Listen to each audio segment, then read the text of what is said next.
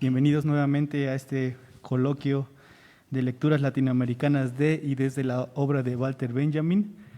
En esta tarde, ya de 14 de febrero, seguiremos con la siguiente actividad, que es una presentación editorial del libro A más de 500 años de la invasión de Mesoamérica, que es un libro editado por la Universidad Intercultural del Estado de Puebla y el Instituto de Ciencias Sociales y Humanidades de la UAP.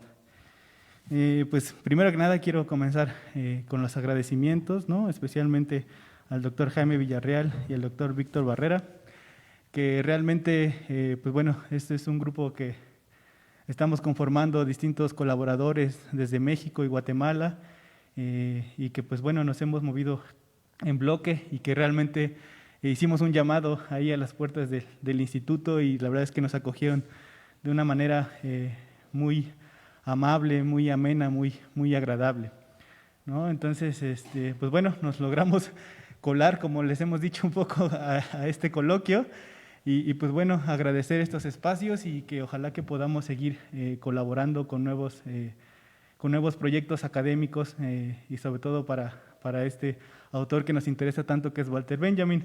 Y en ese sentido, pues por eso fue la idea de participar con ellos, porque este libro de A más de 500 años de la invasión de Mesoamérica, pues es muy benjaminiano, ¿no? Nosotros hemos definido un poco nuestro trabajo, nuestros libros, nuestro proyecto, desde esta perspectiva, que inclusive tiene un prólogo de Mikhail Lowy, en el que también cita mucho a este autor que hoy nos tiene en este coloquio. Pues bueno, para darle un poquito de orden a esta mesa, pues estaremos con la presentación de este libro. Tenemos 3 invitados que no son coordinadores del libro, pero que conocen a detalle este proyecto, que son el doctor Carlos Rafael Castillo Taracena, el maestro Mauricio Chaulón Vélez y el doctor Manuel Garza Cepeda. Entonces a ellos les vamos a dar un poquito más de espacio y después también nos encontramos aquí los coordinadores, el doctor Fernando Matamoros, el doctor Manlio Barbosa y el doctor Guillermo López Varela y su servidor Manuel Melgarejo.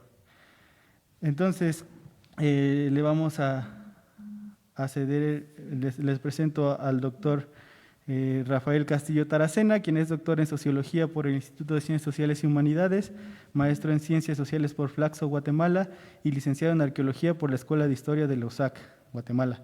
Es profesor investigador del tiempo completo del Instituto de Investigaciones de la Escuela de Historia de la misma universidad y pertenece al programa de estudios transdisciplinarios de este instituto, ¿no?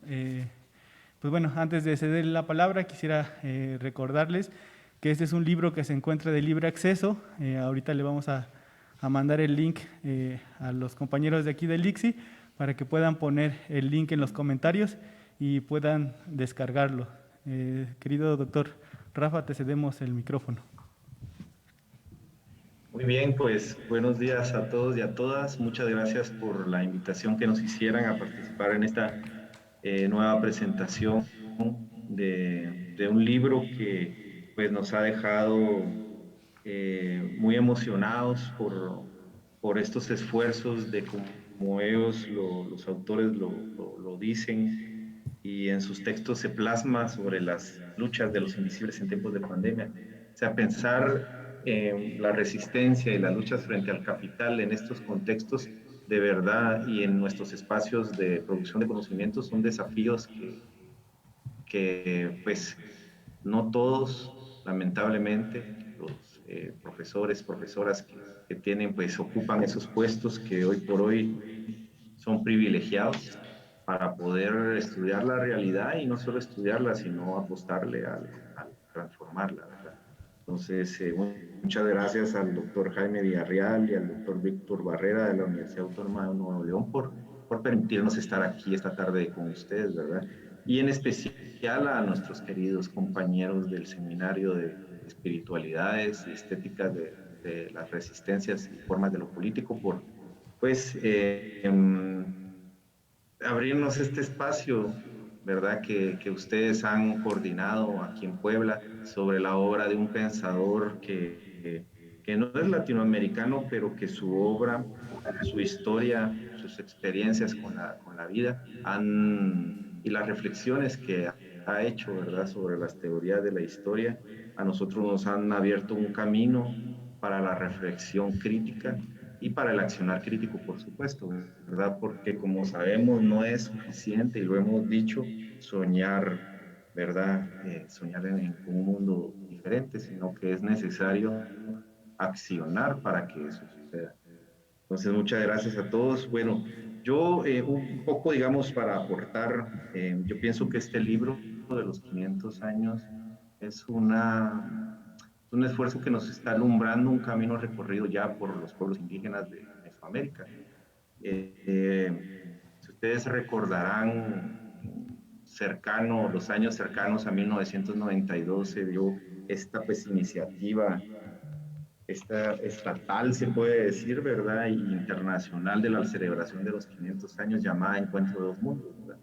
Se hizo nosotros la hemos entendido como un modelo de regulación desideologizante del posmodernismo consumista de bienes culturales, ¿verdad? En donde pues se plantea una cruzada neoliberal a América Latina usando como pretexto, podríamos decir, a los 500 años. De hecho, algunos de sus promotores en España lo planteaban como una oportunidad de mercadotecnia a la altura de los Juegos Olímpicos.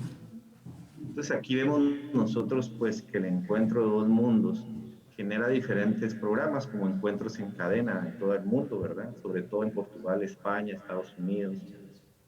Pero también generan otros programas, ellos como preocupados también por, sí, o conocedores de la experiencia de que los pueblos, si bien se les plantea una ruta, un horizonte hacia el progreso, ¿verdad? También los pueblos pues, y los dirigentes mayas, indígenas y todo el continente han pensado pues desde otras perspectivas, desde la lucha y la resistencia. Entonces, este contexto de la celebración de los 500 años del descubrimiento, ¿verdad?, de América, pues como algunos de ustedes sabrán, fue promocionado por la ONU, por la UNESCO, ¿verdad?, en donde ellos establecieron pues una ruta ideologizante, como les digo. Una de ellas era pues pensar la universalización de la historia entre el centro de Europa, ¿verdad?, y América, ¿verdad?, universalizarla. Entonces ahí vemos nosotros toda una tendencia pues a la globalización de las ideas, ¿verdad?, de la implantación de una historia en donde pues ya se limpia esas fricciones históricas y queda ahí aséptica el conflicto, en donde pues se hace un llamado a que nos encontremos como se asume que hay un desencuentro definitivamente, porque no es que se hagan los locos o no se hicieron los locos de que los pueblos o en América Latina existen conflictos latentes que son el resultado histórico de esos eventos, ¿verdad? Que como bien se menciona en el libro, son actualizaciones del despojo originario de Mesoamérica y de América Latina, ¿verdad?, que empieza con esa pues irrupción abrupta que la podemos nosotros explicar como una constitución de nuevos sujetos, ¿verdad? La constitución de nuevas relaciones sociales que implicaron pues despojar a unos, ¿verdad? No solo de las formas eh, para reproducir materialmente su existencia, en donde pues la tierra es importante, como también el despojo del trabajo. Y en eso, pues, y en ese despojar continuo y múltiple, como lo mencionan las colegas Aimina Navarro y Claudia Composta, genera pues una serie de despojos en el ámbito de la cultura, ¿verdad?, y de la ideología. Entonces, en ese contexto se genera la campaña continental de los 500 años, se recordarán, ¿verdad?, como un contradiscurso que pues pone en duda todas estas ideas del encuentro, todas estas ideas de que los pueblos indígenas deberían de subirse, digamos, al tren del progreso, en donde pues España se convierte irónicamente en la punta de lanza, ¿verdad?, en una nación, en un estado que está llamando a la comunidad, a formar una comunidad iberoamericana, ¿verdad? Entonces, esto hay una geopolítica ahí que la celebración de los 500 años genera, en donde pues también se genera un contradiscurso. Y recordar ustedes la reunión de 1987 en Quito, en donde se hicieron intercambios para hablar sobre esta situación del quinto centenario, ¿verdad?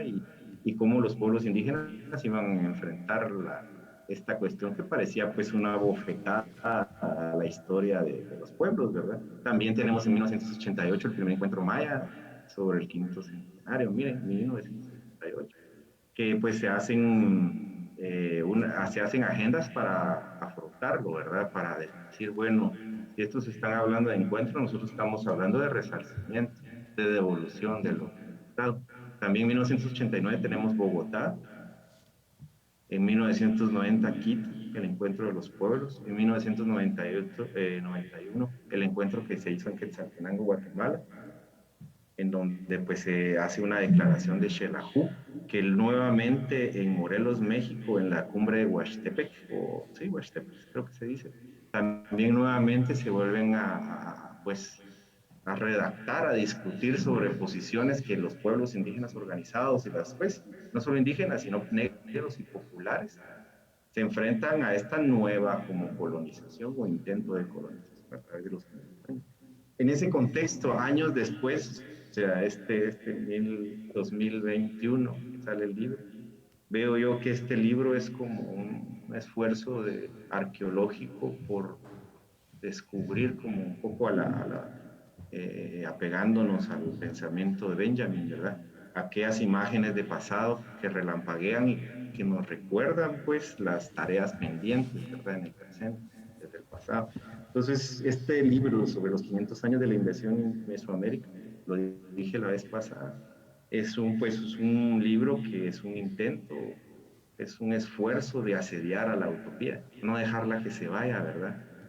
Muchas veces ese lenguaje sobre el porvenir, ese horizonte, pues a veces nuboso, a veces incomprensible, ¿verdad? Para nosotros, los teóricos, los que construimos un lenguaje que permite, pues, interpretar el mundo para transformarlo, se nos muestra ahí como un posible amanecer.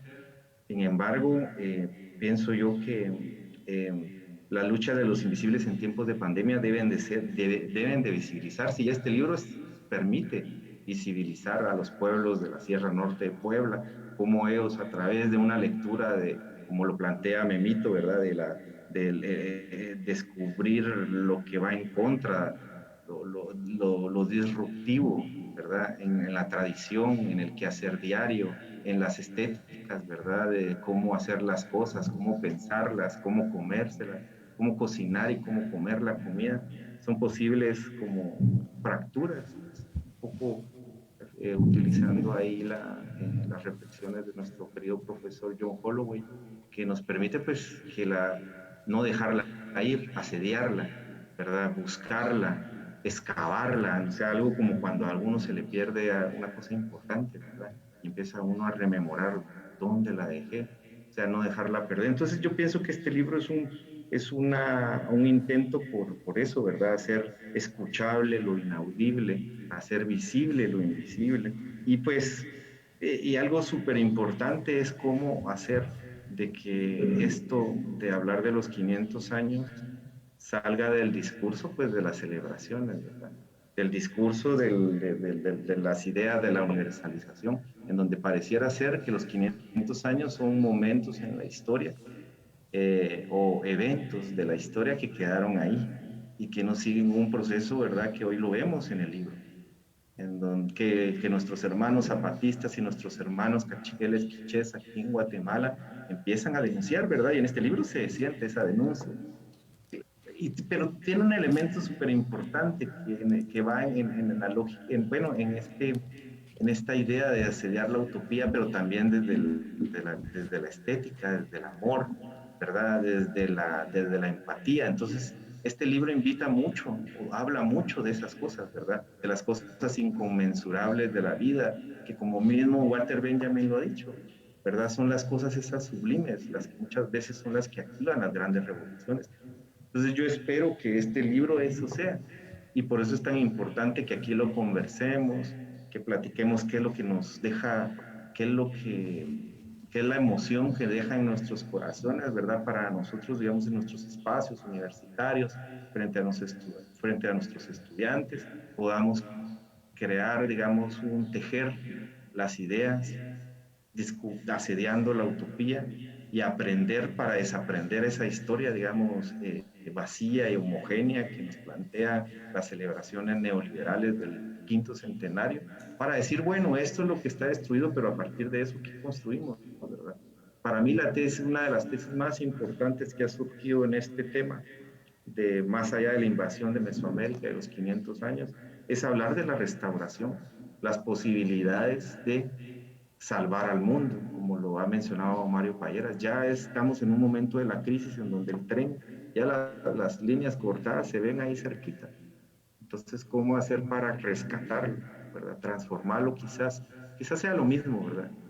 Pero entiendo yo que Mario Payeras está hablando de la transformación como un proceso revolucionario, así como los que hemos soñado o lo que hemos visto, ¿verdad? Y hemos visto en varias geografías del planeta, pero que son eventos largos de difícil conformación. Pensando un poco en Guatemala y en las posibilidades de que tengamos nosotros una oportunidad de transformar nuestra realidad tercermundista a través pues de una campaña electoral y ganar y que el pueblo, digamos, organizado pueda asumir, alguno pues de nuestros dirigentes, asumir la presidencia del país, ¿verdad? De esta mirada de los del abajo y hacia la izquierda.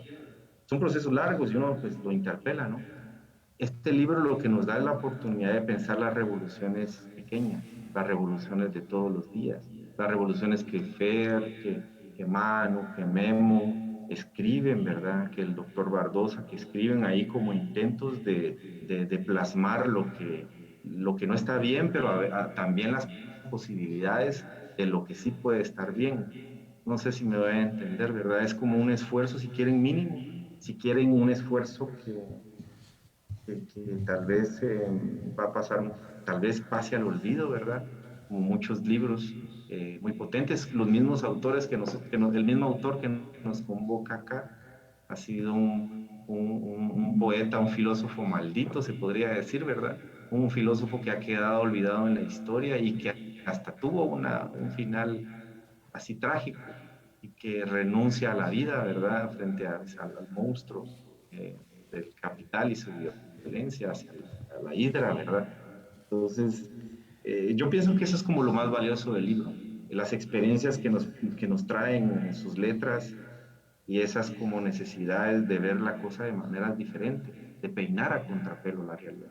Entonces, pues yo cierro, digamos, mi participación diciéndole a los autores, a los organizadores también del evento, que son momentos muy importantes que de la virtualidad podemos ir nosotros aprovechando para reflexionar sobre las posibilidades de transformar y recuperar al mundo. Y este libro pues nos permite hacerlo hoy, ¿verdad? Pensarlo y llevarlo a nuestros salones de clase, ser muy conscientes. Quizás nosotros no somos pues las personas que estamos frente a una organización indígena, como el zapatismo, como los zapatistas, o como el MLP, ¿verdad? Donde participa muy, muy activamente nuestro colega y amigo Mauricio Chaulón, o en las sierras aquí del norte de Guatemala, en donde la gente pues está organizando para defender la vida en el territorio. Pero nosotros quizás somos los reproductores, somos esas personas que somos los habla, ¿verdad? Somos esas personas que a través de nuestra conversación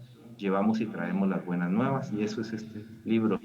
Y muchas gracias ahí por permitirnos desde Guatemala traerles pues estos sentimientos, ¿verdad? Frente a la lectura. Pues estar también como hermanos, ¿verdad? Como decía el doctor Fernando Matamoros, cómo ver lo particular en lo general, ¿verdad?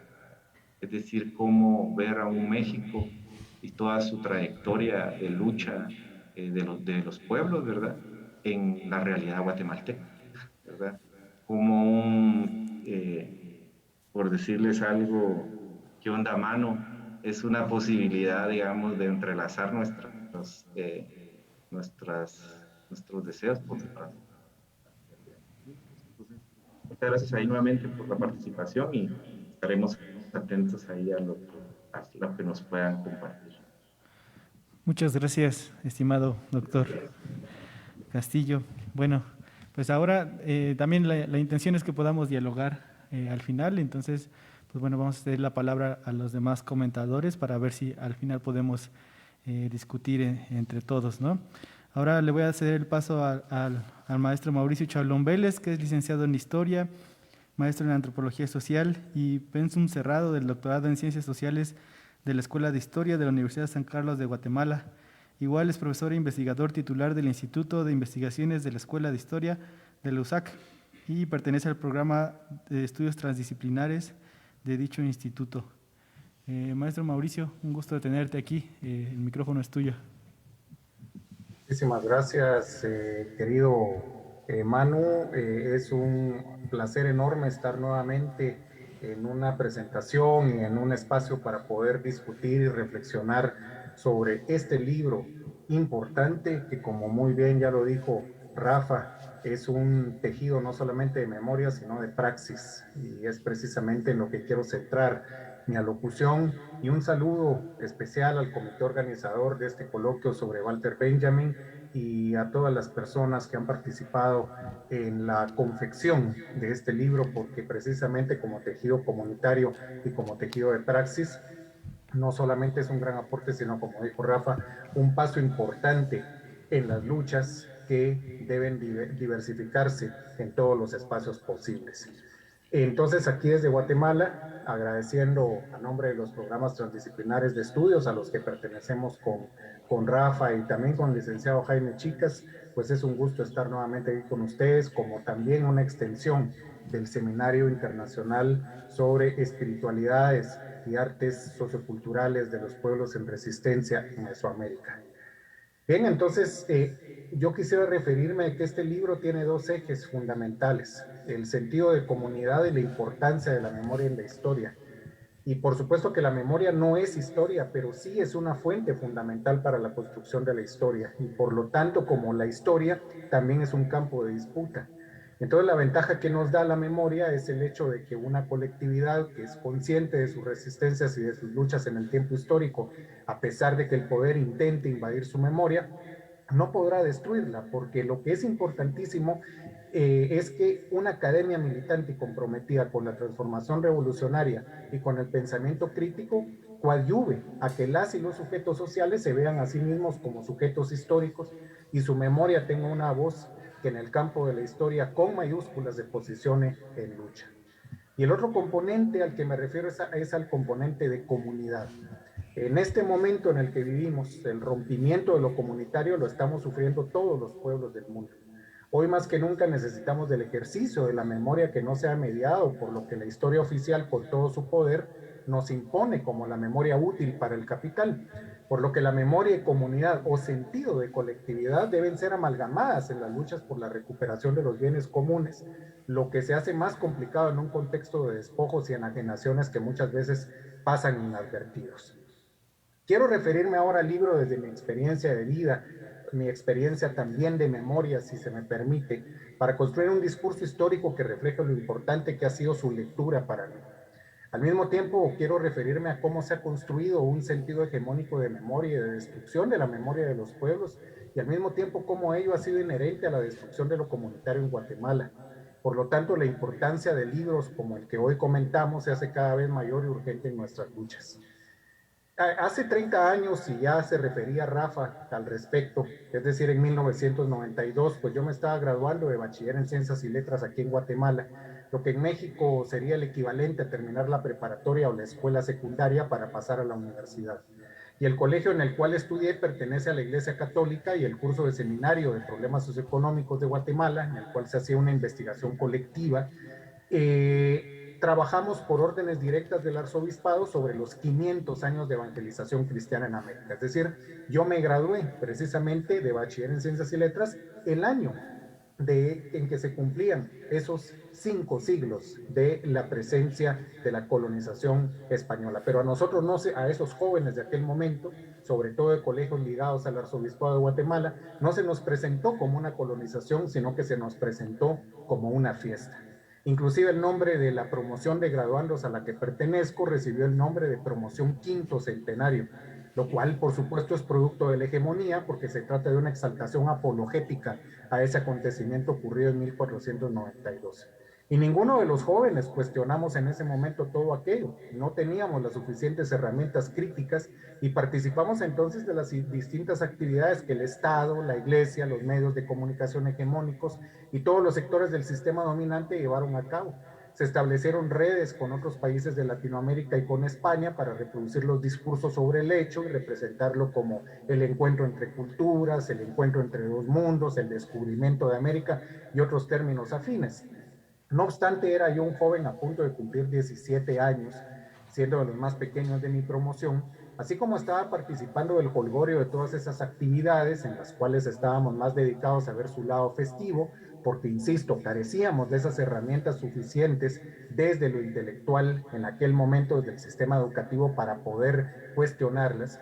No obstante eso, la militancia socialista de mis padres me permitía hacer pequeños cuestionamientos en mi grupo de promoción, siendo yo una de las poquísimas voces que lo hacía en ese entorno social sin dejar de recibir reprimendas y disciplinamientos. La realidad de las luchas y de las resistencias en aquel momento, que era muy fuerte en Guatemala, no llegaba a todos los grupos sociales, sobre todo los grupos urbanos de capas medias acomodadas, por lo menos en donde el poder tenía la hegemonía y desarrollaba lo que para la clase dominante guatemalteca ha sido significado como la civilización moderna o la sociedad liberal civilizada, con una clara mentalidad eurocéntrica, eurofílica, racista y colonial en todo sentido. En la ciudad de Guatemala, los liberales del segundo periodo, es decir, que gobernaron de 1871 a 1944, destruyeron todos los pueblos indígenas que se encontraban directamente vinculados en la geografía de la capital de Guatemala, los cuales eran llamados pueblos de indios o pueblos tributarios, y los convirtieron en espacios desindianizados a través de diferentes formas de violencia, para las cuales se utilizaron como herramienta la fuerza pública, la legalidad, el discurso civilizatorio, activando para ello múltiples dispositivos como los aparatos ideológicos, siendo fundamentales la educación, la opinión pública y la religión. Entonces, la desindianización fue una política concreta del Estado liberal, el cual en su segundo periodo, de 1871 a 1944, insisto, aquí en Guatemala profundizó su carácter racista en función del despojo, de la acumulación y de los intereses de una clase dominante que desde su bloque histórico y desde los nuevos grupos de poder consolidaron la estructura latifundista, finquera y oligarca del Estado guatemalteco en un sistema que construyó un Estado oligarca, finquero, cafetalero, de acuerdo también a la División Internacional del Trabajo y el devenir de la modernidad capitalista, asumiendo incluso la oligarquía guatemalteca pertenecer al capitalismo como periferia, pero al mismo tiempo manteniendo sus cuotas de ganancia y un discurso que evidencia una mentalidad eurocéntrica en detrimento del sujeto indígena y de lo comunitario. Y con esos procesos se anuló también la memoria de esos pueblos por parte del discurso y de las significaciones oficiales que buscaban construir la nación liberal y hegemónica, monocultural, ladina, desindianizada. Y es que el sujeto indígena y lo comunitario nunca ha sido interés de las clases dominantes de nuestros países, a no ser que sea para la explotación como fuerza de trabajo y el despojo de sus tierras y la cultura, o a no ser también para la folclorización y el mercantilismo cultural, o más bien culturalista, o la cultura de museo. Por ello es por lo que las políticas culturales como la segregación, el asimilacionismo, la eugenesia, la integración, condujeron el carácter constitutivo del capital oligarca en Guatemala y en México también, y de la hegemonía del capitalismo mundial para países como los nuestros, rompiendo los tejidos comunitarios, y esas políticas siempre fueron de la mano con la estructura socioeconómica. Por ello es por lo que en Guatemala, durante la profundización de la lucha de clases y de las luchas sociales en la segunda mitad del siglo XX, periodo que históricamente conocemos aquí como el conflicto armado interno o la guerra interna, todo esto generado por las contradicciones del golpe contrarrevolucionario de 1954, cuando muchas de las comunidades indígenas decidieron profundizar las luchas, fueron las más atacadas por el poder, llegando a ser muchas de ellas exterminadas directamente por la política de tierra arrasada que en los años 70 y 80 condujo al etnocidio y al genocidio de manera directa. Y su memoria y muchas otras fuentes quedaron censuradas y hasta destruidas. Es decir, que aquí tenemos varios procesos en Guatemala de la destrucción de memoria de los pueblos indígenas. Es decir, nos estamos acercando aquí en Guatemala al año 2024, faltan 2 años para esos 500 años del proceso directo de invasión y colonización a través de la entrada de tropas que venían directamente de las tropas de Hernán Cortés desde México, encabezadas por un tal Tonatiuh o Pedro de Alvarado, que sigue significando para la clase dominante una de sus bases de memoria más importantes, mientras se censura y se destruye la memoria de los pueblos indígenas o se manipula, digamos, de una manera conveniente. Y de ahí que esos 500 años que se cumplieron en 1992 o los 500 que están a punto de cumplirse en el 2024, hayan sido representados y sigan siendo representados por el poder en Guatemala como otro triunfo que al mismo tiempo esconde la colonización histórica y trata de censurar y de descalificar las luchas y las resistencias de los pueblos y, por supuesto, su memoria, su discurso fruto de la memoria. Incluso el hecho de que a Rigoberta Menchú le haya sido concedido en aquel 1992 el Premio Nobel de la Paz produjo una serie de discursos racistas y descalificadores que hasta nuestros días prevalecen en las mentalidades colonizadas y portadoras de hegemonía. Algunos sectores académicos, incluso en aquel contexto de 1992, trataron de mantener una posición neutral y otros más moderados que verdaderamente críticos hablaron de la historia pero desde la subalternidad. Y al utilizar el término de subalterno no lo hacen desde la perspectiva gramsciana, sino más bien para representar que esa es la posición como un destino manifiesto, como subalterno, que le corresponde al sujeto social históricamente explotado. Estos discursos académicos moderados en realidad eran de sectores que no querían y no han querido asumir una posición crítica y mucho menos de lucha. Por ello es que la academia es un campo de luchas fundamental, pero también complejo, porque lo que muchas veces parece ser un discurso solidario con las luchas sociales, en realidad resulta haciéndole un favor al poder. Por ello es por lo que este libro que hoy aquí presentamos, que hoy conversamos, discutimos, reflexionamos y seguimos tejiendo, es una contundente ruptura epistémica, así la considero yo, que toma posición decidida de lucha y es algo que nos proporciona mucha fuerza para continuar construyendo desde estas constelaciones.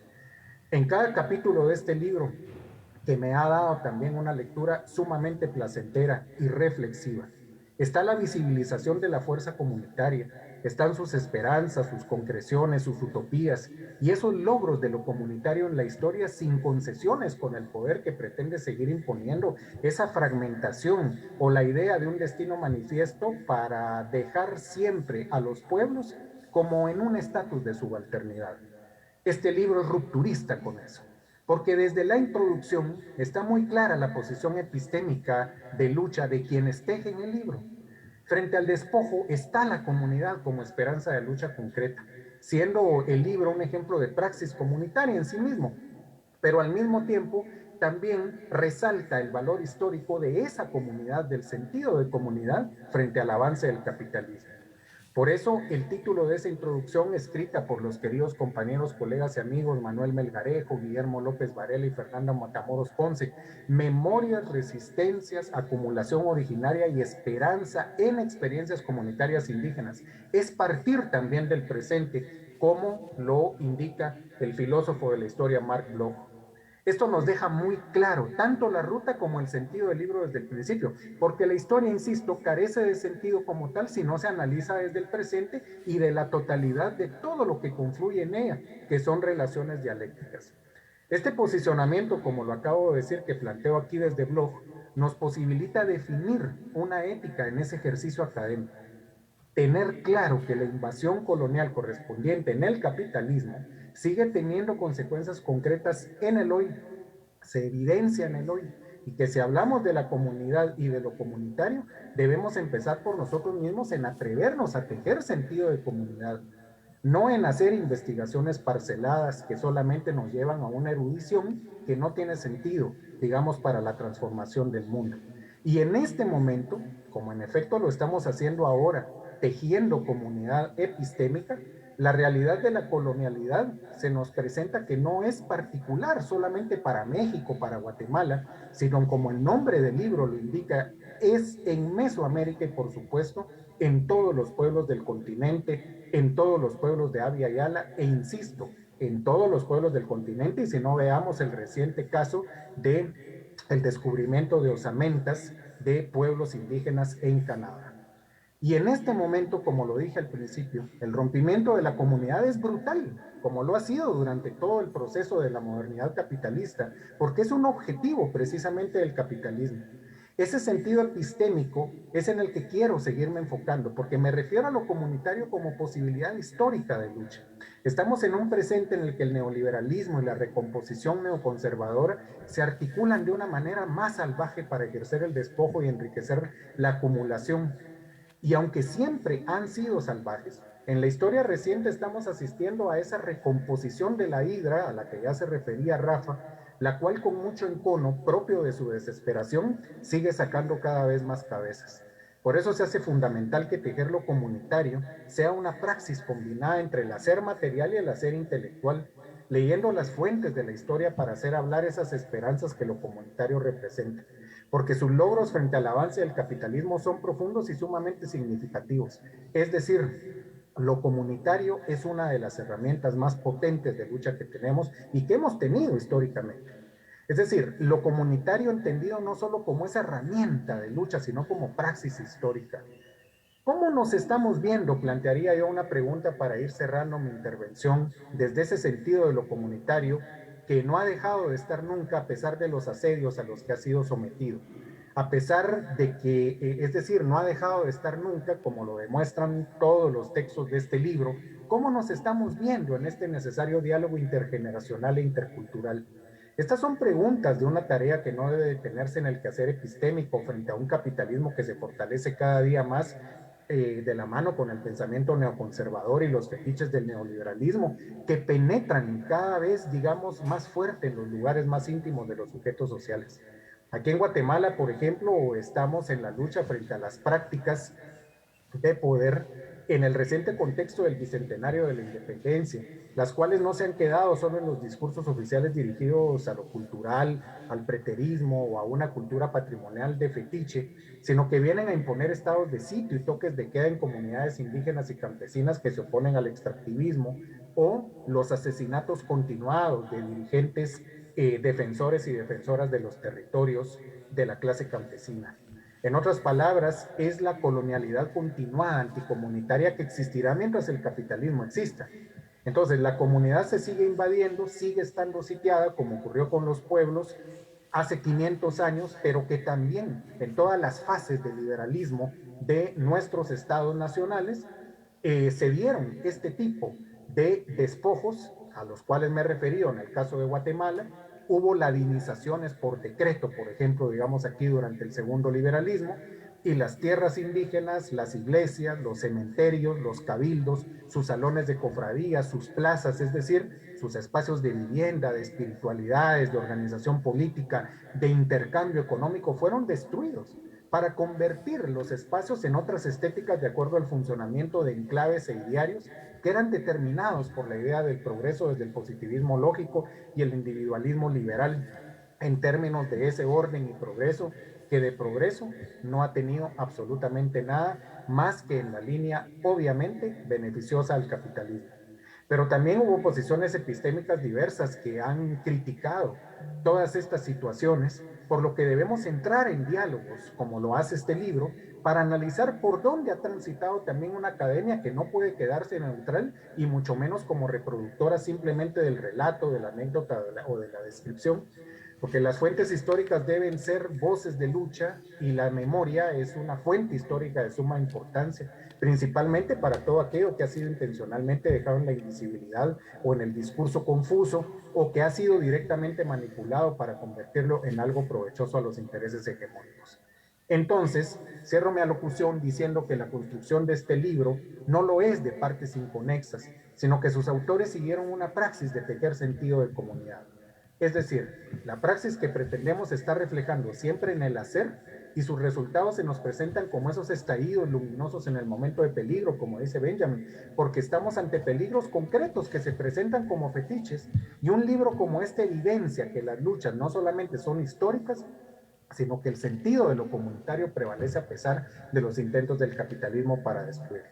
Las luchas y la resistencia nigua forman parte de la constelación mesoamericana en la que estamos como sujetos diversos, que si no estamos claros en que lo comunitario debe renacer y de defenderse todos los días como el viaje del sol desde el inframundo a la esfera celestial, según la cosmovisión maya y de otros pueblos indígenas de esta Mesoamérica profunda, la fragmentación nos dejará como piedras en el desierto de un valle de lágrimas, parafraseando nuevamente a una de las tesis de Benjamin, donde se seguirá extrayendo todo lo que nos queda, incluyendo nuestros espíritus.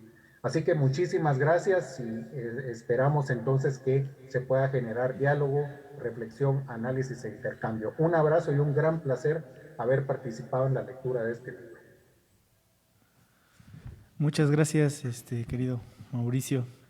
Agradecemos tus palabras. Bueno, y también aprovechando en este espacio, pues aprovechamos también para saludar a los demás autores que ahorita vi que Juan Carlos nos está viendo por Facebook, a Juan Carlos Andrade, a Sabina Martínez, a Guadalupe Cuamatzin, a Fausto Aguilar, a Felipe Galán, ¿no? Entonces, para cerrar con la fase de los comentaristas, le voy a ceder la palabra al doctor Manuel Garza Cepeda, que es doctor en Sociología por la Benemérita Universidad Autónoma de Puebla. Es profesor investigador de tiempo completo del Instituto de Investigaciones Sociológicas de la Universidad Autónoma Benito Juárez de Oaxaca. Es investigador nacional del CONACYT, del SNI, y es responsable del cuerpo académico Estudios Políticos del mismo instituto. Querido tocayo, te cedemos el micrófono. Hola, ¿qué tal? Buenas tardes, Cayo. Es un gusto saludarlos a todos. Siempre es un placer que nos encontremos con amigos, con colegas, ¿verdad? Y sobre todo, pues en estas circunstancias complicadas que, pues, venturosamente han traído también la posibilidad de estas conexiones a distancia, ¿verdad? Nos ha permitido lo que en otros momentos se dificultaba muchísimo a veces por estas cuestiones de logística. Bueno, hoy, sí, como dijera alguien, queremos ver el lado amable. Bueno, pues estas posibilidades han venido en medio de esta tragedia, ¿no? Pues les agradezco muchísimo la oportunidad de compartir pues las reflexiones que a mí me genera este libro, pues como siempre, felicitar obviamente a los autores, aunque yo cada vez tengo más la duda de si lo prudente es felicitar a los autores o felicitarnos a nosotros los lectores, ¿verdad? Por la posibilidad de encontrar estos textos que sin duda nos invitan a la reflexión, al debate, a la discusión, incluso al cuestionamiento, ¿no? Muchas veces de nuestras propias, no solo de las ideas de los autores, sino de nuestras propias ideas. Creo que eso es lo más enriquecedor, que nos permita ir profundizando en nuestras propias preguntas, replanteándonos las respuestas que a veces nos damos a estos cuestionamientos. Y por eso, insisto, no sé si hay que felicitarnos más a los lectores o a los autores. Bueno, de cualquier manera, pues muchas gracias por esta oportunidad de leer este libro y de encontrarnos en este momento. Yo creo que para mí la cuestión fundamental que me genera a mí, obviamente, pues como va a quedar en evidencia, cada quien lo lee desde sus propias perspectivas disciplinarias, desde sus propias preocupaciones, ¿verdad? Y para mí, insisto, la cuestión principal es la pregunta que hace Fernando Matamoros en el texto, ¿no? O sea, me parece que en la introducción, ¿por qué seguir pensando hoy en los 500 años? ¿No?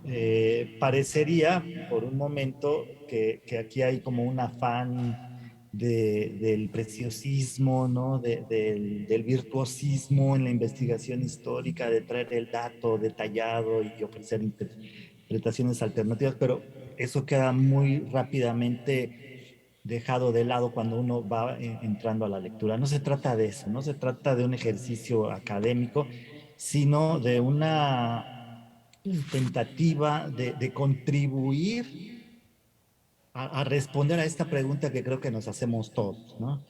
O sea, ¿dónde está hoy la esperanza? ¿Por qué seguir pensando y hablando de esperanza en medio de un mundo que cotidianamente parece tratar de convencernos de que no tiene sentido ya seguir hablando de esperanza? de que no hay espacio para la esperanza. Y entonces la pregunta, ¿dónde está? Porque pues yo siempre digo cuando tengo la oportunidad de comentar algún texto de Fernando, pues si uno ve, siempre aparece esperanza, ¿no? En los textos, en sus libros, en sus colaboraciones, y siempre, al momento de las presentaciones, pues siempre surge la pregunta de alguien del público, bueno, pero ¿dónde está la esperanza? ¿No? Entonces, creo que esta es o por qué seguir pensando, por qué seguir hablando de esperanza. Y creo que el libro, en este sentido, pues nos ofrece una respuesta sumamente relevante. O sea, cuando uno se hace esta pregunta, ¿no? De la esperanza, ¿por qué podemos seguir teniendo la idea de que esto puede ser diferente? O sea, ¿qué hay en nuestra cotidianidad que nos anime a seguir pensando que sí, efectivamente, podemos seguir creyendo que esto tiene solución, que esto puede, que hay una posibilidad de salida? Pues habitualmente lo hacemos, digamos, en contra del dato inmediato, ¿no? O sea, porque nosotros vemos lo que ocurre, parece que cada vez es más difícil encontrar una salida. Hace unos días, en una presentación de avances de una tesis allí del instituto, donde estábamos avances de una tesis de doctorado, donde compartíamos con Fernando y con Sergio, pues al final surgía, perdón, la pregunta, ¿no? O sea, ¿cuál es el sentido de las luchas hoy? Decía Sergio Tischler, ¿no? O sea, ¿dónde quedó la idea de revolución? Hace algunos años teníamos la certeza, hoy decimos, ya no existe, de qué era la revolución, de cómo podíamos hacer la revolución, de cuáles eran los desafíos. Y hoy preferimos hablar de otra cosa, ¿no? Ya no usamos el término revolución, hablamos de movimientos, hablamos de rebeldías, hablamos de resistencias, pero parece que también nos da un cierto temor hablar de revolución porque no, parecería que no hay nada en el mundo inmediato que nos permitiera hablar de la idea y pensar en la posibilidad de revolución. Y aquí es donde yo veo la importancia del libro, ¿no? Tampoco nos habla de revolución. Y entonces, ¿en qué estoy pensando? ¿No? Creo que lo que nos ofrece es precisamente la posibilidad de seguir haciéndonos preguntas, de seguir profundizando en estas ideas. A mí, yo me dedico pues al análisis y a la crítica, al análisis de las luchas y a la crítica del concepto de movimientos sociales.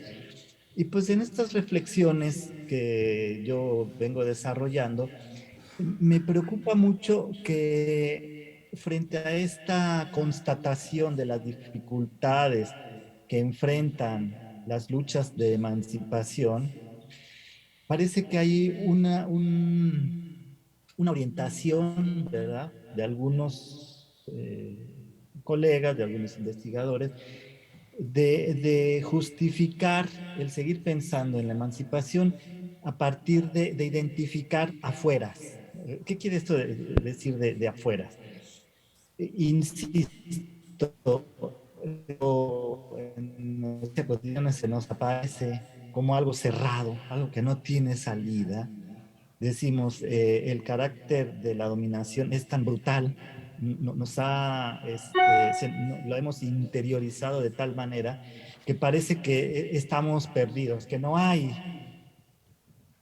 por dónde salir.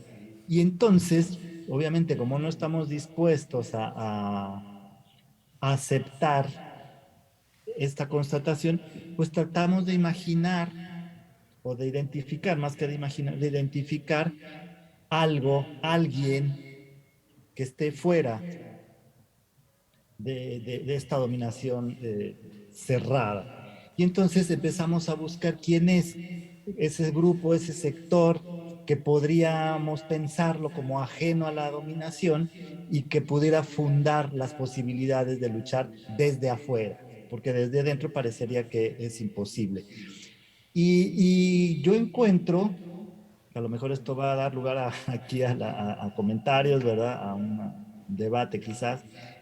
Yo encuentro que para muchos esta búsqueda se deposita en algún momento en pensar a los pueblos indígenas, ¿verdad? A esos herederos de hoy de los pueblos originarios, de esos en los que pensamos que estaban ahí hace más de 500 años cuando llegaron la barbarie y el horror que trajeron los españoles.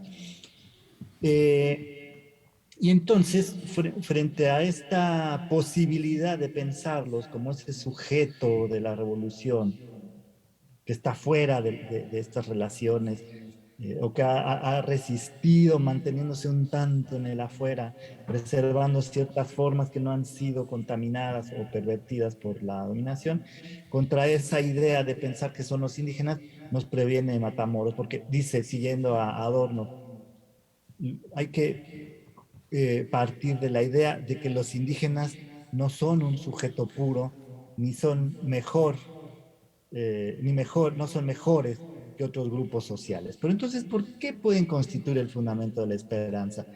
Y para mí la cuestión está en que no hay una recuperación de los indígenas en tanto sujetos, en tanto grupos constituidos con posibilidades esenciales de transformar esta realidad, sino lo que nos trae el libro, los diferentes textos, capítulos del libro, es la reivindicación, pero no de los indígenas, sino de su lucha.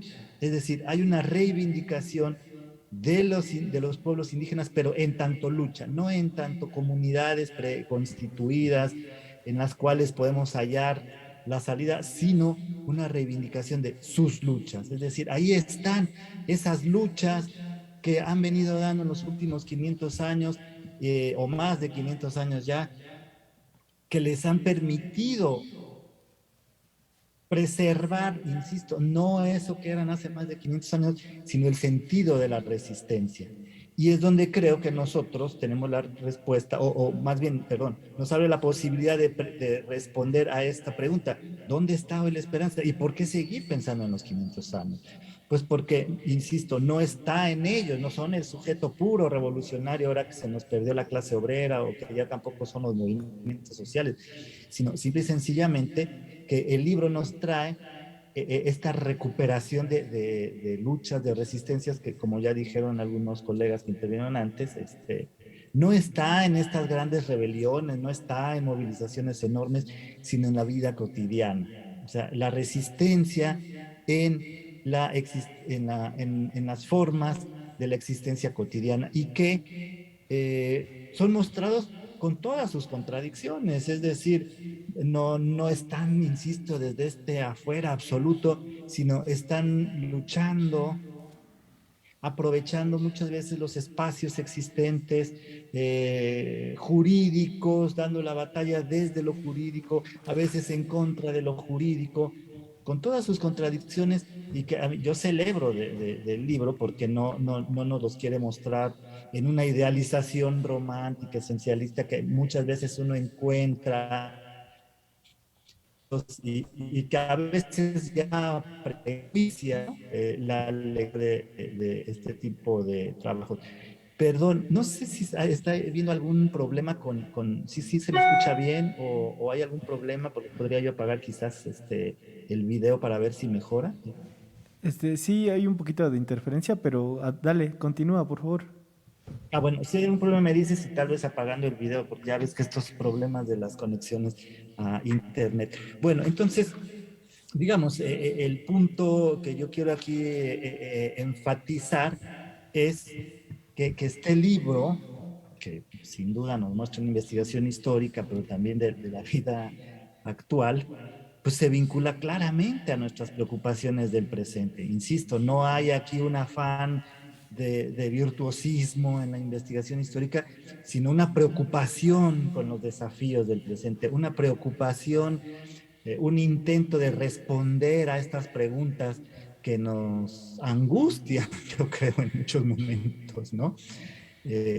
Como académicos, pero también como sujetos de esta sociedad.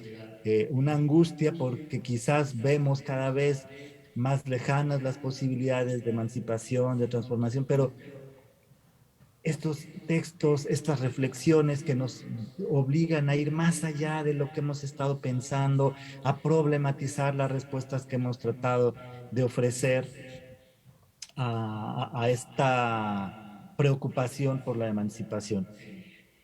Y sobre todo, digamos, en el contexto de México, pues no tiene su relevancia precisamente en una coyuntura en la que hay una reivindicación de la pobreza, de los pobres, ¿verdad? Y quienes han sido más pobres en este país que los pueblos indígenas, ¿verdad? Pero una reivindicación que lleva a limitarlos al carácter de beneficiarios de programas sociales, a receptores de dinero, ¿verdad? Planteándose que entonces su situación va a transformarse en la medida que puedan recibir dinero, ¿no? Y que las cantidades de dinero mensual que estén recibiendo sean cada vez mayores, dejando de lado que simple y sencillamente la aportación de dinero pues no implica más que una reproducción de estas formas de organización, de estas relaciones sociales que generan la necesidad del dinero. Frente a eso, pues tenemos la experiencia comunitaria, como decía se me fue el nombre, Mauricio, previamente, ¿verdad?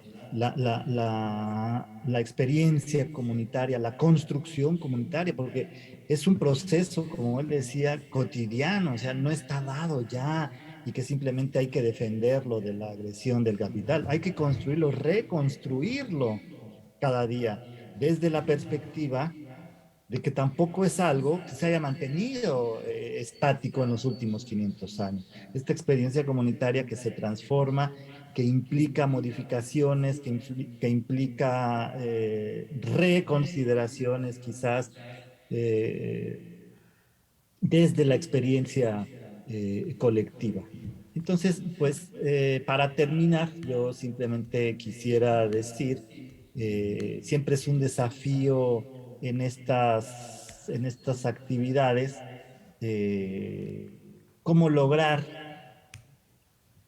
que quien está escuchando se interese por el libro del que estamos platicando, ¿no? Yo creo que una cosa que valdría la pena resaltar ahora es que no se trata simplemente de que en los capítulos del libro haya intentos simplemente de renombrar, de revelar aquello que haya sido supuestamente ocultado, que por supuesto que lo ha sido, ¿verdad? Por una historiografía oficial, sino que va mucho más allá. De lo que se trata es de recuperar, insisto, a un sujeto en lucha, a un sujeto por eso en movimiento, que está cambiando, que es contradictorio, que está tratando de encontrar sus propias formas de reorganización, no apelando necesariamente a unas formas míticas,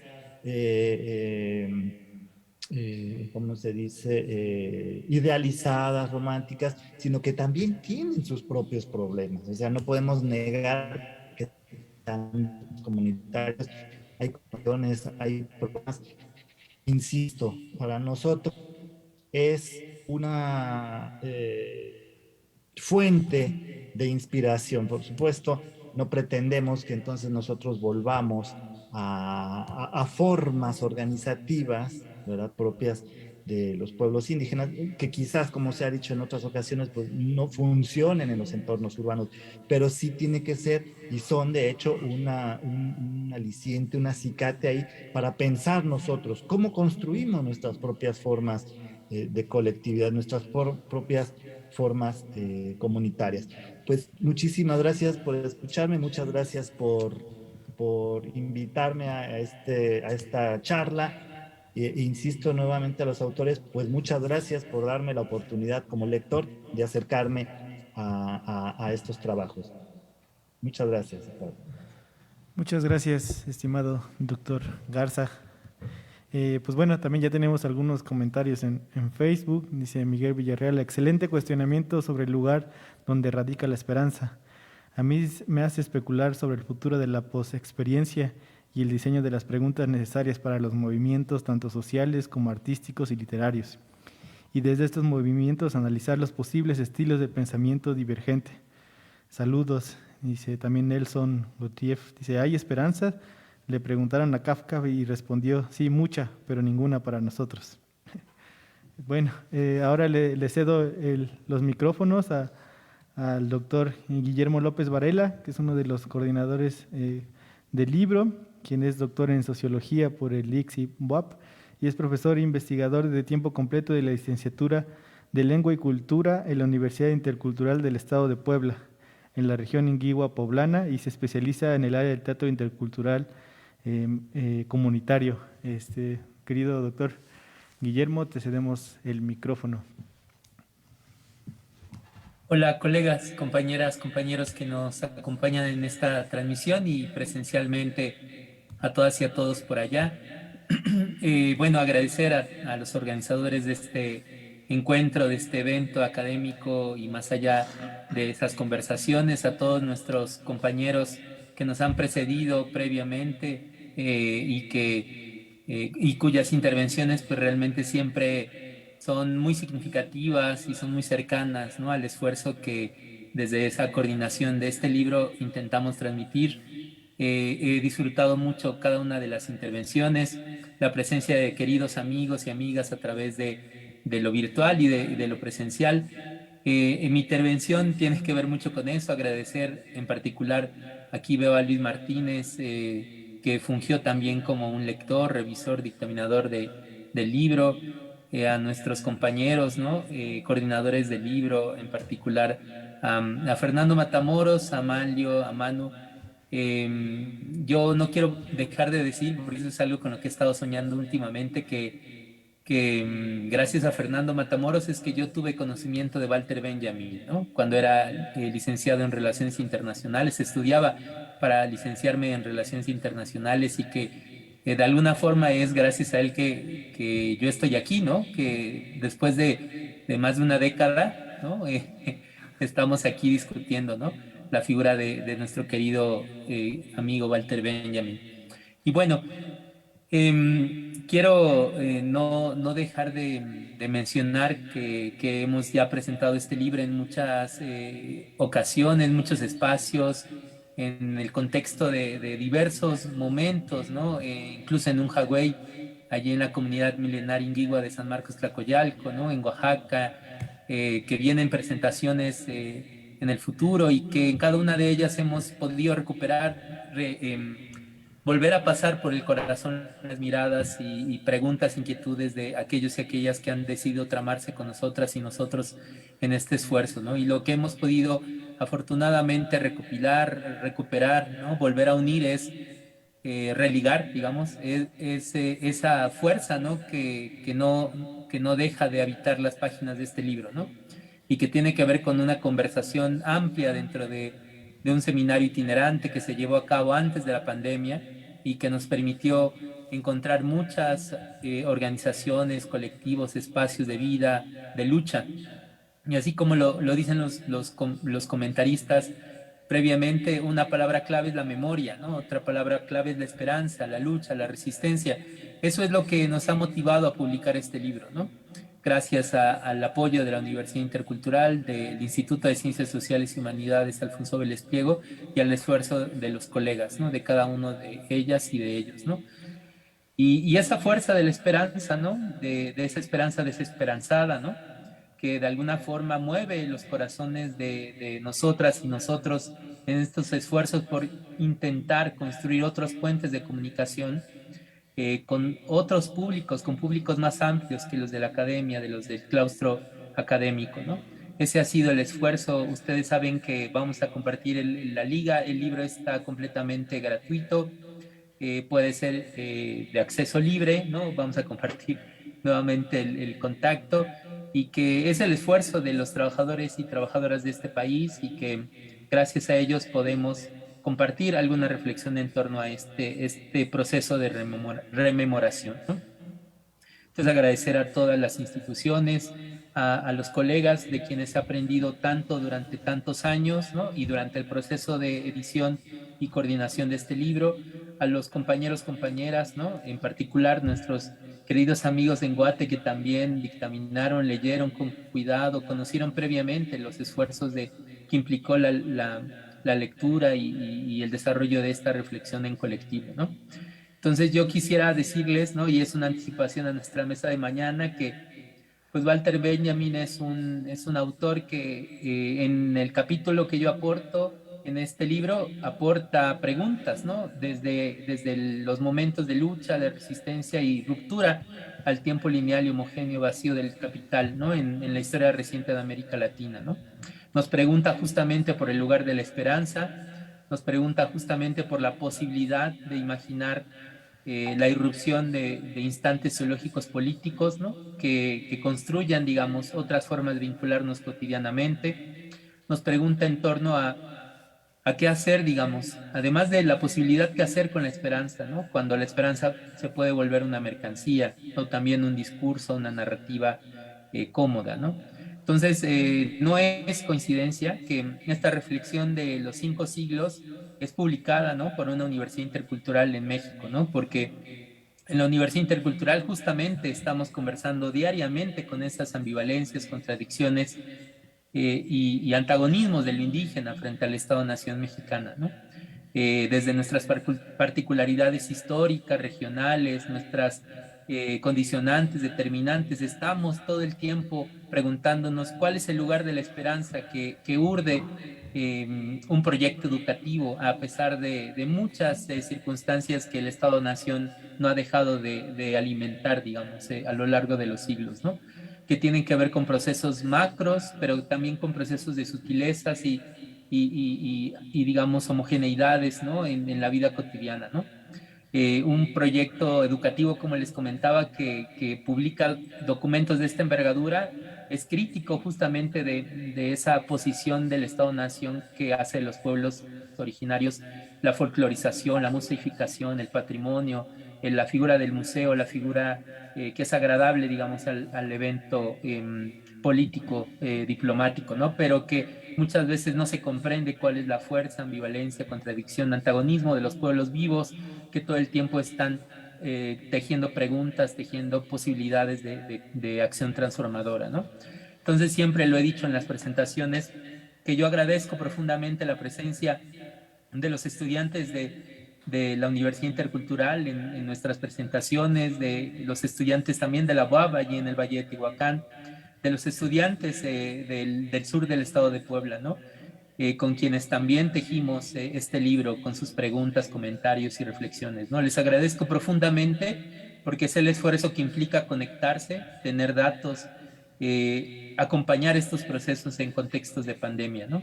Entonces, siempre mis palabras van para ellos y al agradecimiento que tengo por tener el honor de ser un docente entre todas y todos, ¿no? Ahí en la región Inguigua, milenaria de San Marcos Tlacoyalco y en general en el Valle de Tehuacán, con los colegas también de la Universidad Autónoma de Puebla, ¿no? Entonces, que este encuentro nos haya permitido la oportunidad de hablar nuevamente de nuestro libro, a mí me llena de mucha alegría porque quiere decir que sigue abriendo preguntas y que con la honra de lo que comparten nuestros colegas nos hacen sentir pensar que seguimos en ese camino de imaginarnos más allá del aula, más allá del claustro, más allá de las paredes de la academia, ¿no? Y que es posible tejer conversaciones, discursos, narrativas, hacer otras narrativas desde otros lugares, ¿no? Desde el lugar del gozo, la alegría, el júbilo, porque no todo está perdido, porque siempre habrá una oportunidad para seguir caminando, porque aún podemos conversar, ¿no? A pesar de todas las adversidades de la guerra instalada en nuestros cuerpos y nuestros territorios, ¿no? Entonces, colegas, muchas gracias a todas y a todos por su presencia, su compartir sus palabras pues mi intervención ha tenido más que ver con el agradecimiento profundo a todos los presentes, a los que nos acompañan y estamos listos para sus preguntas y esperamos que dé tiempo para intercambiar en ese espacio mucho más de la vida y de la alegría de estar vivos, ¿no? Muchas gracias, colegas, compañeras, compañeros. Muchas gracias, querido doctor Guillermo. Pues bueno, ahora le daremos la palabra al doctor Manlio Barbosa Cano, quien es originario de San Cristóbal de las Casas, Chiapas. Es doctor en antropología por la Escuela Nacional de Antropología e Historia. Realizó estudios en la Facultad de Letras y Ciencias Humanas de la Universidad de París, la Sorbona, en Francia, así como una estancia en la Universidad de California, y es investigador titular C en el Centro INA Puebla. Querido maestro Manlio, adelante. Muchas gracias. ¿Se escucha bien? Es un honor para mí. No se escucha.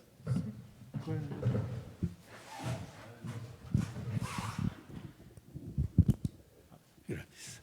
Bueno, sí.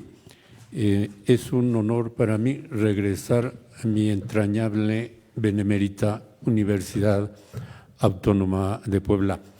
Quiero retomar el hilo de la exposición de mis paisanos guatemaltecos. Les digo paisanos porque yo soy de Chiapas, en el sentido de la actualidad que tiene nuestro libro en razón de la presencia viva del neocolonialismo. En una ocasión en la que se convocaron a los presidentes de América Latina, de los países latinoamericanos, y estuvo el rey de España, por entonces Juan Carlos,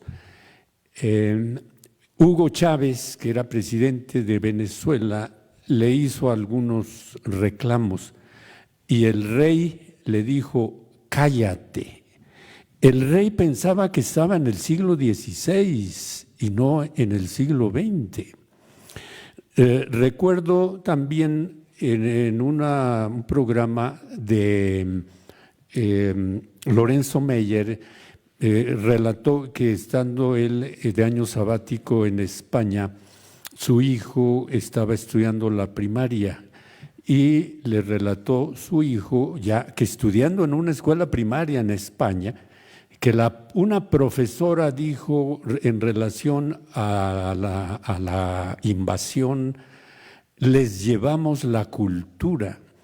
El niño de primaria corrigió a su profesora española cuando le dijo: profesora, nosotros teníamos cultura. Y hay una persistente intento de convencer de que nos trajeron la civilización porque no había en el México prehispánico. Esto es una verdadera deshonestidad histórica. La dialéctica transatlántica, por la dialéctica transatlántica se transmitieron la ciencia mesoamericana a la europea y transformó, y fue uno de los factores fundamentales en el desarrollo posterior. Además, otra posición muy deshonesta y mentirosa, afirman voces europeas y lo repiten los lacayos locales que son beneficiarios de la invasión, que el régimen azteca era autoritario. Absolutamente falso. Era un modelo que después las sociedades escandinavas retomaron, la distribución de la riqueza en los tres sectores sociales: en el privado, en el estatal y en el social. Llegaban los aztecas y les proponían una alianza a los pueblos. No como los reyes españoles que mandaban un emisario y les decían: venimos a someterte y si no lo aceptas por la buena vienen las armas. No, los aztecas proponían una alianza. Si el pueblo no aceptaba, entonces venían los ejércitos y conquistaban, pero se apoderaban de 1/3 de las tierras de cultivo. Eso equivale a los impuestos que ahora el Estado nos quita de nuestros ingresos. Y por otro lado, quiero insistir en que la actualidad del colonialismo en nuestros países, las empresas europeas, las empresas industriales, las financieras se han apoderado de la economía mexicana, y los lacayos que se prestan a la continuidad de la invasión ahora económica tienen prebendas. Calderón tuvo chamba en Harvard y ahora es consejero de Iberdrola. El presidente Zedillo, que vendió barato los ferrocarriles, ahora es funcionario de la empresa norteamericana a la que le vendió los ferrocarriles. Les quiero… y además ahora están en una activísima campaña por detener la reforma constitucional que ha propuesto el presidente López Obrador para recobrar la rectoría del Estado en sectores estratégicos como el petróleo y la electricidad. Les quiero mencionar un correo que me mandó Greta Thunberg, esta adolescente nórdica que ha hecho una intensa campaña ante los gobiernos para detener los problemas ambientales. Y ella ha dicho que es puro bla, bla, bla y les exige acciones concretas. Ella me mandó en un correo proponiéndome adherir a su campaña. Yo le respondí, sí, estoy de acuerdo con la campaña para detener el deterioro ambiental, pero tú estás también en una campaña de bla, bla, bla, porque no incides en las cuestiones fundamentales. Las cuestiones fundamentales son la expansión de este capitalismo salvaje, de la barbarie, como decía Juan Carlos, la barbarie que trajo la invasión, es la barbarie que continúa con la depredación de nuestros recursos, con el saqueo, con el sometimiento, con el empobrecimiento, con el envenenamiento de nuestros suelos, nuestras aguas y nuestro aire. Tú le dije, ¿qué estás haciendo para detener esto? Tú eres beneficiaria de ese capitalismo salvaje, deshonesto, corrupto. Así es que vamos a emprender una campaña contra este sistema actual. Hasta este momento estoy esperando la respuesta de Greta Thunberg. Bueno, agradezco, no está de más insistir, repetir nuestro agradecimiento a nuestra entrañable y querida Benemérita Universidad Autónoma de Puebla por darnos otra vez la oportunidad de presentar nuestro libro. Muchas gracias. Muchas gracias a nuestro querido maestro doctor Manlio. Y pues bueno, le voy a ceder la palabra ahora al doctor Fernando Matamoros y me uno a los agradecimientos que ya dijo el doctor Guillermo López, ¿no? Porque siempre en sus cursos optativos el doctor siempre está dialogando con Walter Benjamin, con Marcuse, con algunos otros autores que no son tan conocidos, y que siempre es importante conocerlos y analizarlos, ¿no? Entonces, bueno, además nuestro maestro. Pues bueno, el doctor Fernando Matamoros es profesor investigador del Instituto de Ciencias Sociales y Humanidades Alfonso Vélez Pliego de la Benemérita Universidad Autónoma de Puebla. Entre sus libros se encuentran El pensamiento colonial, Descubrimiento y conquista y Guerra de los dioses. Neozapatismo, ecos de la revolución indígena, memoria y utopía en México. Y bueno, ha sido traducido en diversos idiomas y pues bueno, sin más preámbulo le cedo la palabra al doctor Fernando Matamoros. Pues muchas gracias, Manu, muchas gracias, Manlio, muchas gracias a todos y muchas gracias a Benjamin. Y voy a empezar con con esa imagen cuando veo a Benjamin que nos está mirando desde arriba, ese fantasma, ese espectro diciendo qué están pensando todos estos terrícolas sobre la tierra, ¿verdad? Y con esta pequeña, dijéramos, preámbulo, como dicen, para desestresarnos, pues voy a pensar primero que los agradecimientos son justamente las conexiones a diversas, diría yo, diversos rizomas, diversas constelaciones que nos unifican y van comunicando y van tejidos, ¿verdad?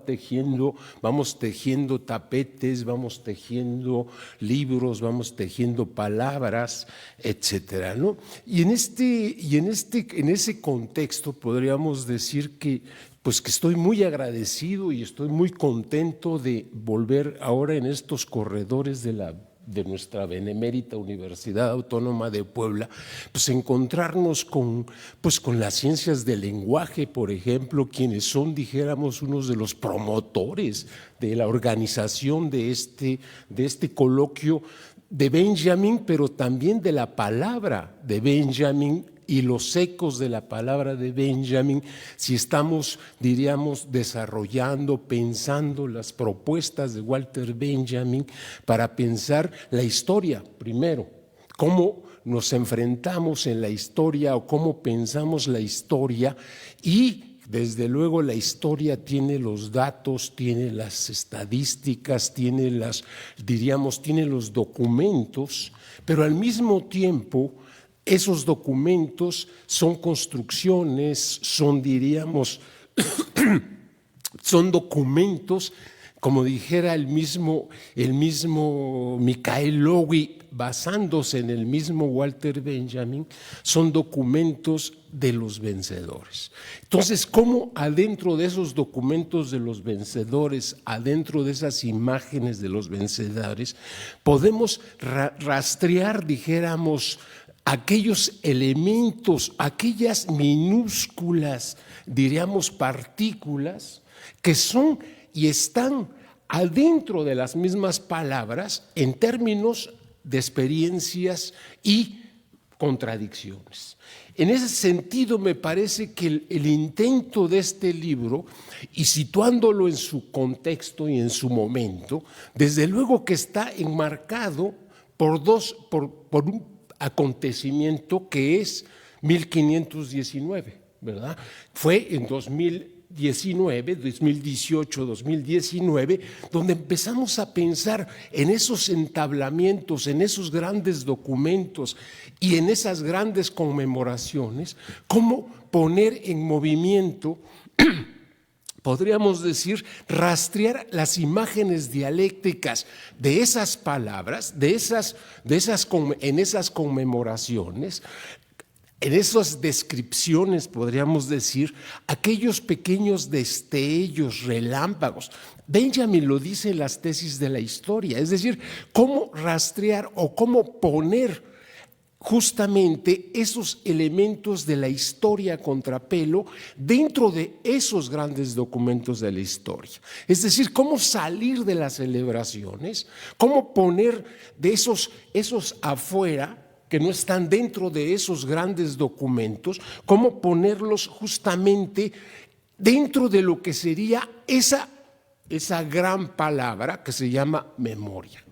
Pero esa memoria, que también como la historia, está completamente entablada dentro de esas conmemoraciones. Es decir, una memoria que se conmemora y que pero ¿cómo rastrear justamente aquellos elementos que podríamos decir, aquellos esfuerzos del siglo pasado, de Jacques Lacan, por ejemplo, desde la territorialidad de la psicología, rastrar en la propia memoria aquellos elementos que puedan ser, diríamos, destellos que surgen, que resurgen, que se reacomodan, se reactualizan, y se reactualizan a través de un elemento fundamental: el olvido.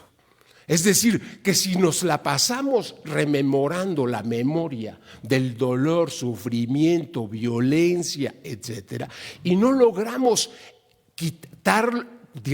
poner en movimiento el olvido, nos damos cuenta que la memoria justamente está en esa tensión de memoria y olvido. Y por lo tanto, el olvido es un elemento fundamental para poder poner en consideración los grandes momentos, las grandes trayectorias de esos Moctezumas aparentemente salvajes, de esos Netzahualcoyos aparentemente apoéticos, de esos Netzahualcoyos aparentemente ignorantes, etcétera. Es decir, cómo poner justamente todas esas historias que están en los elementos fundamentales de una historia rica, tan rica, que no puede dejar o mantenerse en esa lógica de violencia. Pero esto es pensando en Jacques Lacan, pero también con Marc Augé, la memoria y el olvido. Es decir, ¿por qué el olvido es tan importante? Porque no podemos vivir constantemente con la memoria de la violencia cotidiana. Y en ese sentido, las posibilidades que nos da el olvido es como, diríamos, como alejamientos, como líneas de fuga para encontrar aquellos elementos fundamentales que están inscritos a través de la literatura, a través de las arqueologías, es decir, que están en esas grandes arqueologías que hoy son están siendo llevadas al elemento de monumentos arqueológicos, turísticos, etcétera, pero donde se pierde justamente aquellos elementos fundamentales que son partícipes de esas grandes representaciones, diríamos, arqueológicas, o las mismas pinturas rupestres. Es decir, ¿qué es lo que le da la fuerza? ¿Qué es lo que se encuentra al interior? Justamente es una experiencia comunitaria que se transcribe o se representa en términos arqueológicos, en términos de escrituras, en términos de poesías, etcétera. Entonces, el intento de este librito, o sea, un esfuercito de 250 páginas, es justamente tratar de rastrear aquellos esfuerzos minúsculos de una historia que aparentemente estaría en la historia allá, en los documentos, en los datos, en las fechas, etcétera, una historia a contrapelo, es decir, rastrear aquellas minúsculas experiencias frente a lo que el mismo Lacan planteaba, frente a esa muerte como destino y carácter, es decir, con el destino que nos han impuesto desde el exterior, que no son abstracciones, sino que también son estructuras y superestructuras que están ligadas a esa palabra fundamental que es el capitalismo. Es decir, un poco también lo que hacía el mismo Marx.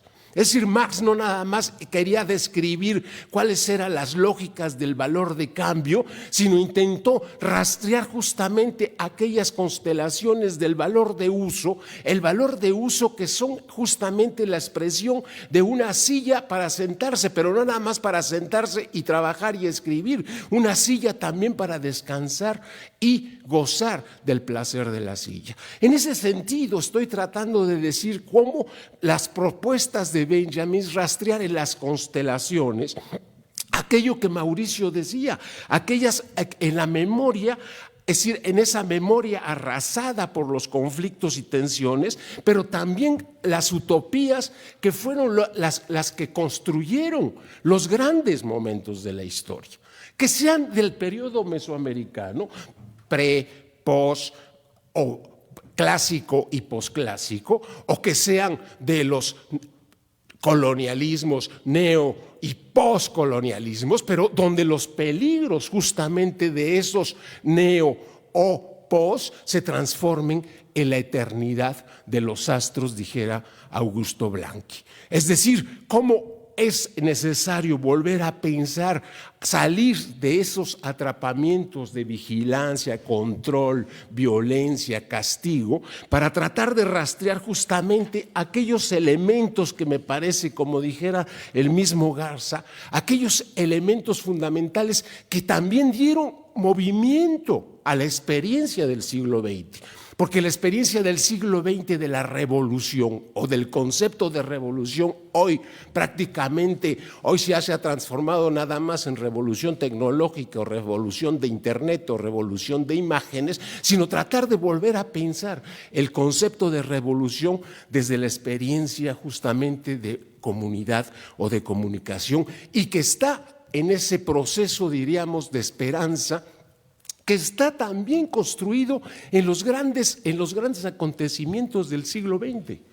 Y no es defender la Revolución Rusa en términos abstractos, es decir, es defender la experiencia de los Tolstoy, de los Dostoyevsky, de aquellos, diríamos, personajes subsumidos o aislados y que fueron relegados a una experiencia revolucionaria y donde se perdieron todos aquellos elementos, diríamos, minúsculos que constituyeron la Revolución Rusa, pero que también constituyeron los grandes movimientos de las revoluciones guatemaltecas o la experiencia guatemalteca revolucionaria, o que constituyeron las grandes revoluciones del México del pasado, es decir, la Revolución de Independencia, la Revolución Mexicana, es decir, y los procesos inclusive de hoy, en las tensiones, conflictos de lo que se llaman la Cuarta Transformación. Es decir, cuáles han sido todos los múltiples movimientos, las múltiples, dijéramos, los múltiples rizomas que constituyen esa Cuarta Transformación, pero en términos justamente en una crítica a esa Cuarta Transformación, es decir, cuáles son esos elementos singulares y particulares que de alguna manera son experiencias de palabra, de comunidad, contra una estructura, una superestructura ligada a esos grandes discursos del desarrollo y el progreso. Eso es lo que decía Benjamin al terminar en sus tesis, prácticamente en una de sus tesis, es decir, ese anticristo que no ha dejado de vencer y que se llama el progreso que evidentemente tiene estructuras y que produce superestructuras y que se llaman acumulación originaria. Entonces no es la acumulación originaria del siglo XVI, sino es una acumulación que continúa su curso hacia la catástrofe inmediata que estamos viendo todos los días, crisis ecológica, crisis de miseria, pobreza, etcétera. Es decir, en ese sentido, la propuesta de Benjamin es rastrear aquellos elementos, aquellas pequeñas partículas que siguen latiendo en el corazón, pero que ponen en movimiento justamente una crítica a la lógica del mercado, a la lógica de la mercancía. El intento de este libro, y es justamente en dos partes, es decir, es rastrear en las comunidades indígenas ñiguas aquellos elementos singulares y particulares que justamente invisibles como ñiguas o como totonacos, ¿verdad? O como totonacas, estaban prácticamente desconocidos en la experiencia de las luchas en el México contemporáneo.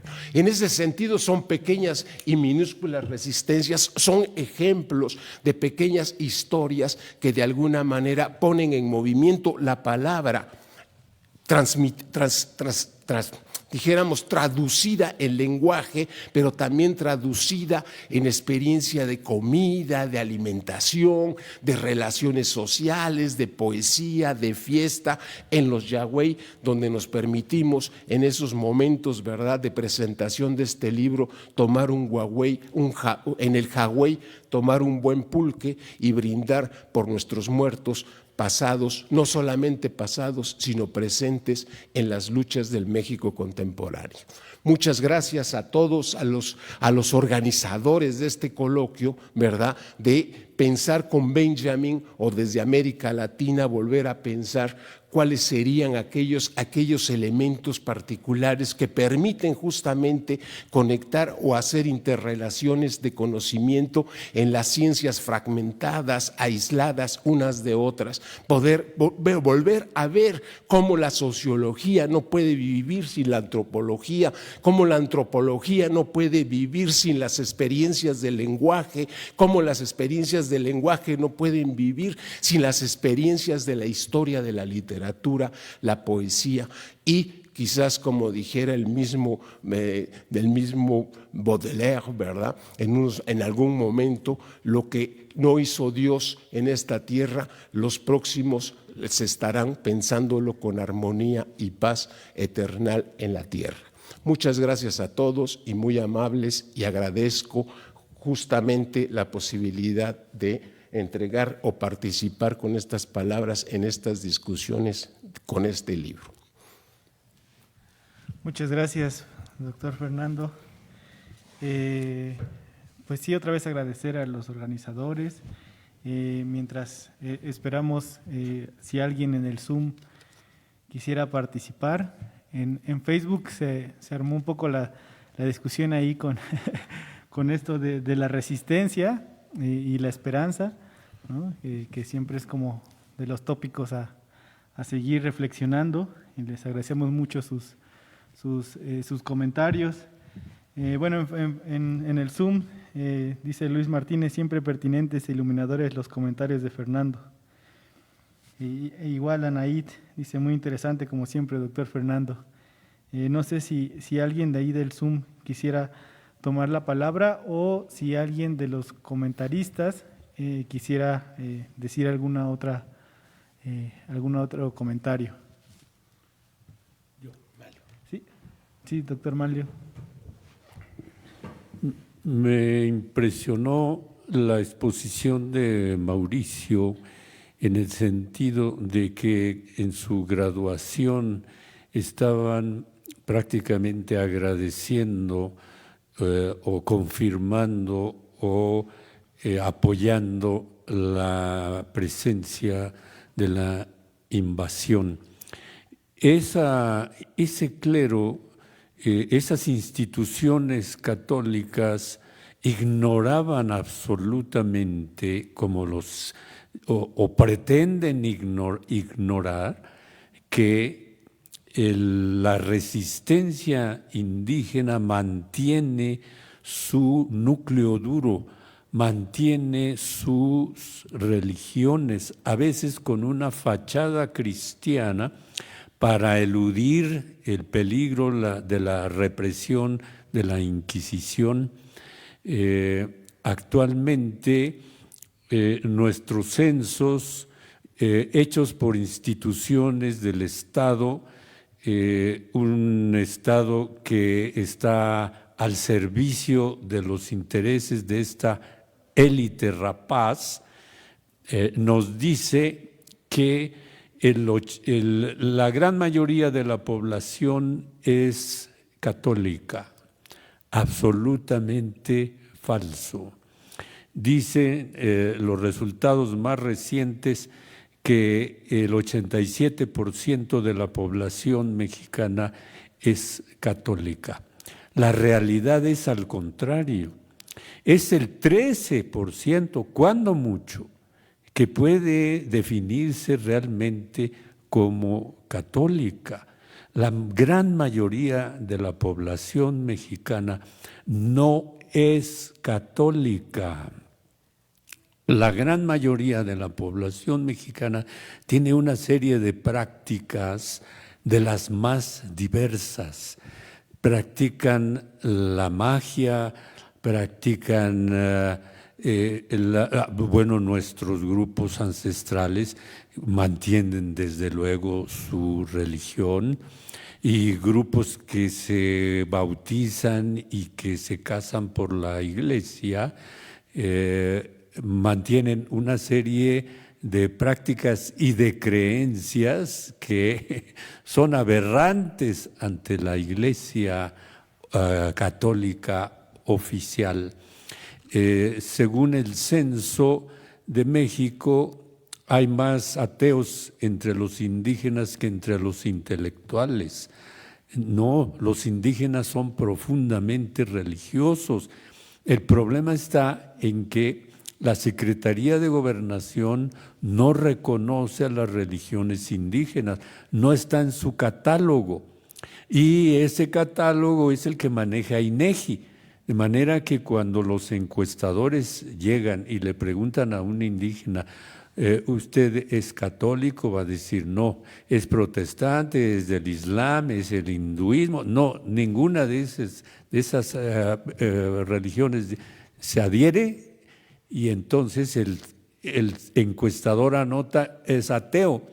No, yo estoy en una cruzada por el reconocimiento de las religiones indígenas, para que el censo las incluya en sus catálogos con los nombres que los propios indígenas les dan, y vamos a ver un resultado completamente diferente a los oficiales.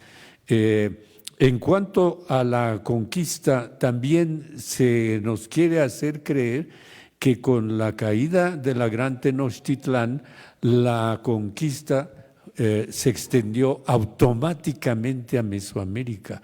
Absolutamente falso.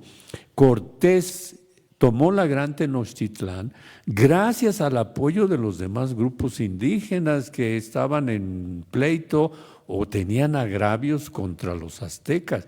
Pero al tomar la Gran Tenochtitlán, Cortés y los demás grupos estaban prácticamente en igualdad de posiciones militares y políticas, de manera que el proceso de consolidación del régimen colonial se logró a través de negociaciones con los diversos grupos para respetar posiciones territoriales, organizativas, que fueron respetadas porque si no venía un levantamiento. Claro, de manera entonces que como decía Fernando hace un momento, hay una historia que tenemos que estar recuperando, que estaba oculta, hay una historia detrás de la historia. Nuestro trabajo es un intento por avanzar en este sentido. Muchas gracias, querido Manlio. Pues bueno, no sé si haya alguna otra pregunta en Zoom o en Facebook. Y bueno, si no, vamos agradeciendo a Rafa Castillo, a Mauricio Chaulón y a Manuel Garza por apoyarnos con los comentarios de este libro. No sé, ¿quiere decir algo? Adelante, doctor. Sí, muchas gracias a todos los participantes y esperemos también que este coloquio, este primer coloquio, se transforme justamente del segundo, tercero, cuarto, quinto, sexto, noveno, décimo, y por qué no seguir en estos esfuerzos justamente de recuperar el pensamiento de Benjamin, pero no para pensar o reescribir el pensamiento de Benjamin tal como lo escribió en el siglo pasado, sino tratar de ver justamente cómo el pensamiento de Benjamin conecta, dijéramos, constelaciones para pensar el mundo moderno. Y yo quiero agradecer, ¿no?, todos estos encuentros, ¿no?, y este primer coloquio que estoy seguro que se seguirá dando raíces para seguir creciendo y dejando frente a esa muerte que muchas veces nos acecha cotidianamente, pero que esperemos jóvenes astutos que sigan pensando y haciendo críticas, seguir sembrando en estos procesos de la palabra y desde luego el pensamiento crítico. Muchas gracias a Manu, Malio, ¿verdad?, por volvernos a ver aquí juntos y romper estas problemáticas de la pandemia que esperemos pronto se acaben para podernos ver y seguir festejando la palabra después de estos encuentros. Gracias. Pues muchas gracias. Bueno, si no hay más comentarios, les recordamos, les invitamos a que mañana nos sintonicen por a la misma hora y el mismo canal para la mesa 2, medios de comunicación y crítica del arte, y la mesa 3, imágenes dialécticas en Latinoamérica. Y pues bueno, nuevamente agradecer a los organizadores y pues buenas tardes a todos. Gracias.